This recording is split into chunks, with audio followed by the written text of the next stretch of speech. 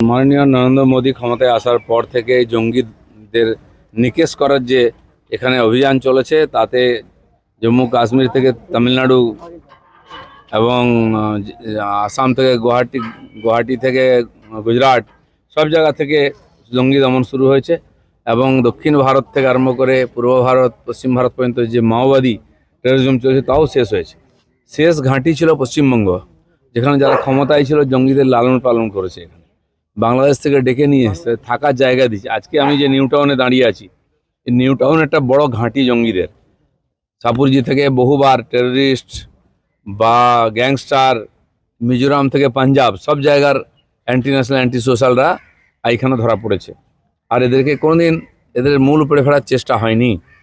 তো তাদের শেষ ঘাঁটি যখন ধ্বংস করা হচ্ছে, ওরা কিছু না কিছু রিভেঞ্জ করবেই। সেজন্য সরকারকে সাবধান থাকতে হবে, কেন্দ্রীয় এবং রাজ্যের সমস্ত গোয়েন্দা এজেন্সিকে সক্রিয় থাকতে হবে, নজর রাখতে হবে। খালি নেতা নয়, সাধারণ মানুষের জীবনও খুব মূল্যবান।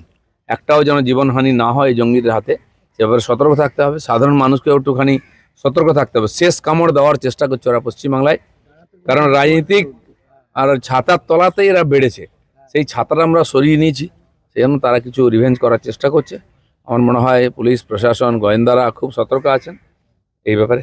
জঙ্গিদের তার বহু দূর অবধি যুক্ত, বহু বছর ধরে তারা এখানে তৈরি করেছে এই ধরনের ঘাঁটি।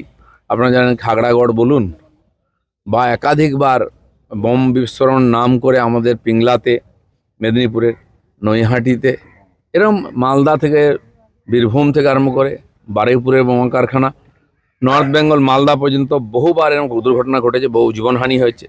বিস্ফোরক টোটো করে নিয়ে যাচ্ছিল, মালদাতে ফেটেছে। এই ঘটনা আমরা জানি। আর এটা আজ না, 10-12 বছর ধরে চলছে লাগাতার।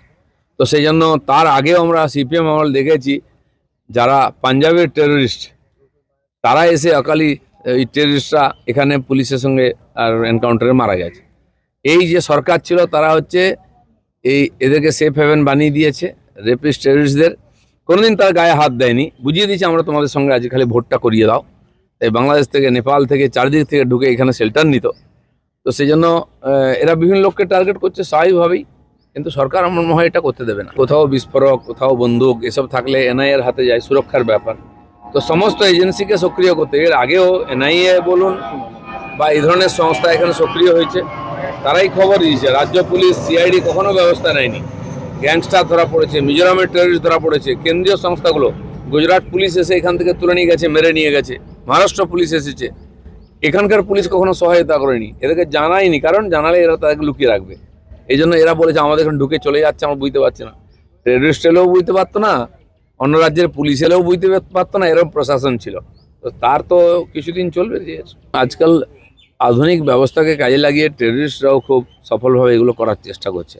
আপনারা জানেন, সেই যখন টয়েন টাওয়ারকে ভাঙলো আমেরিকায়, তখনও এ ধরনের ইঞ্জিনিয়াররা তার পিছনে ছিল, আটাকে ট্রেন্ড করা।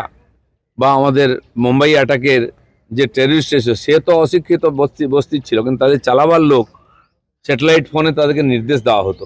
তো এগুলো আধুনিক ব্যবস্থা নিয়ে কাজ করছে ওরা। তো পুলিশকেও আধুনিক হয়ে তার কাউন্টার করার চেষ্টা করতে হবে। সব কিছুই সম্ভব, আগে থেকেও চলতো, লোকে বললে কেউ কমপ্লেন নিত না, সাধারণ মানুষ ভুগেছে, এখন সামনে আসছে।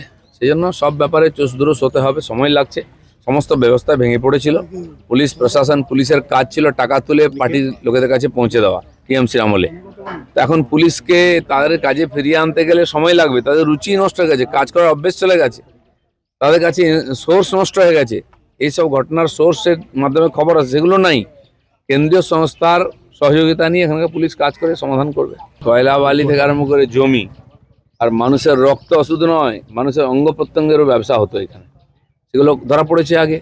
আর দুর্ভাগ্যবশত তাদের লোকেরাই জনপ্রতিনিধি হয়ে গেছিল, তাদের টাকায় রাজনীতি করতো, নেতা মন্ত্রী এমএলএ এমপি হয়ে গেছে।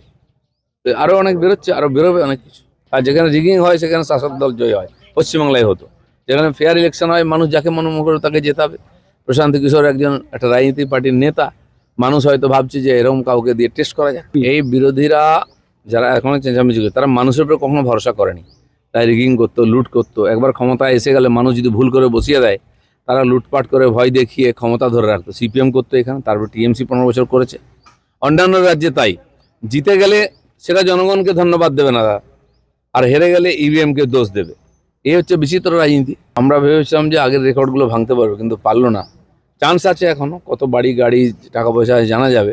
550 কোটি 350 কোটি রেকর্ড এখনো টিএমসি নেতাদের আছে। টুলুমণ্ডল কতদূর যায় আমরা দেখছি। ডায়েরি পাওয়া গেছে, সব তথ্য পাওয়া যাবে। আরো ডায়েরি আছে, হয়তো খোঁজা উচিত। যার ভূত নেই তার আবার ভবিষ্যৎ কি? এইসব বৈঠক মিটিং রাজনীতি চলতেই থাকে।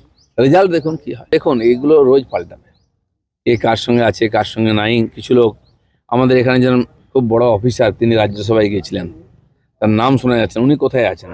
এরকম আরও কিছু নেতা চুপ করে আছেন। তদন্ত কমিটি ঘোষণা করা উচিত। আমাদের বাবুল সুপ্রিয় কোথায় আছেন? বিখ্যাত লোকের, একসময় এরা খালি সামনে আসতো।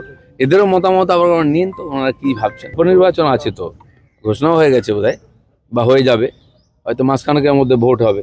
তো কর্মীরা সবচেয়ে সতর্ক আছে। ভারতীয় জনতা পার্টির যে ইলেকশন মেশিনারি, সেটা সারা বছর সক্রিয় থাকে। নির্বাচন, উপনির্বাচন, ত্রিস্তর পঞ্চায়েত থেকে মিউনিসিপ্যালিটি থেকে এমএলএ এমপি, সব নির্বাচনে আমরা আগের থেকে প্রস্তুতি থাকি, তার টিম থাকে, তারা সে কাজ নিয়ে ব্যস্ত থাকেন, তারা সে কাজে লেগে পড়েছেন।